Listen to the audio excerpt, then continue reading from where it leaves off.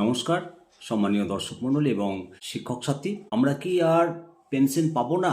Gratuity হাতছাড়া হবে এমনটাই আশঙ্কা। হ্যাঁ, আগামীতে হয়তো পেনশন ব্যবস্থাটাই তুলে দেবে রাজ্য। গ্র্যাচুইটির সিস্টেমে আমূল পরিবর্তন হয়ে যাবে ভাবছেন? হ্যাঁ, এমনটাই হতে চলেছে অধ্যাপক, অফিসার এবং শিক্ষাকর্মীদের। পেনশন এবং গ্র্যাচুইটির বিধিতে বড়সড় পরিবর্তন আনতে চলেছে সরকার 1 অক্টোবর, এবং তারপর যারা অবসর নিয়েছেন এবং যারা জেনারেল প্রভিডেন্ট ফান্ড প্রকল্পের অন্তর্ভুক্ত, তারা আংশিক বা প্রভিশনাল বা অস্থায়ী ভিত্তিতে সুযোগ সুবিধা পাবেন। সুতরাং আমরাও আগামী দিনে এইভাবে অস্থায়ী সুযোগ সুবিধা পাবো না? এটা তো মেনে নেওয়া যায় না।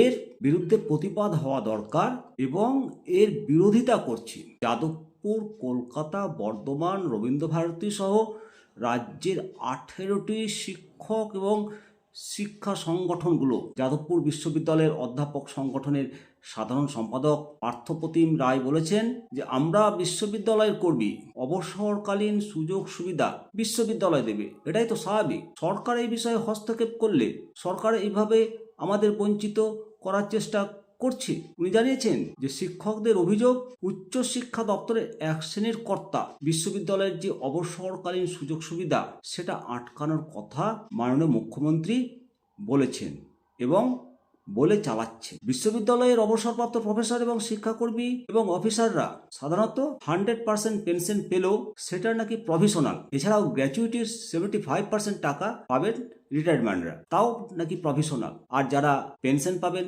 তাদের এককালীন অংশ পরবর্তী নির্দেশ পর্যন্ত স্থগিত থাকবে। এই প্রসঙ্গে কলকাতা বিশ্ববিদ্যালয়ের শিক্ষক সমিতির সদস্য সাংখ্যয়ন চৌধুরী, উনি সরাসরি বিশ্ববিদ্যালয়ের যে স্বাধিকার তাতে হস্তক্ষেপ করছে সরকার। উনি বলেছেন যে এতদিন পর্যন্ত এ যাবতীয় নিয়ম বিশ্ববিদ্যালয়ের হাতেই ন্যস্ত ছিল। সরকারকে বারবার বলেও দৃষ্টি আকর্ষণ করে কোনো লাভ হয়নি। বিশ্ববিদ্যালয়ের যে স্বাধিকার রক্ষায় এবং নিজেদের দাবি আদায়ে সংগঠিত আন্দোলনের পথে হাঁটতে চলেছে বলে হুঁশিয়ারি দেওয়া হয়েছে। ইতিমধ্যে যাদবপুর, কলকাতা সহ 25টি বিশ্ববিদ্যালয়ের স্থায়ী উপাচার্য নিয়োগ হয়েছে। 11টি বিশ্ববিদ্যালয়ের স্থায়ী উপাচার্য নিয়োগ জটিলতা যে আইন, সেই আইনেই থমকে রয়েছে। অবিলম্বে কার দোষ কার গুণ না দেখে দ্রুততার সঙ্গে এর নিয়োগ সম্পন্ন করতে হবে, এই দাবিও উঠল যৌথ সাংবাদিক সম্মেলন থেকে।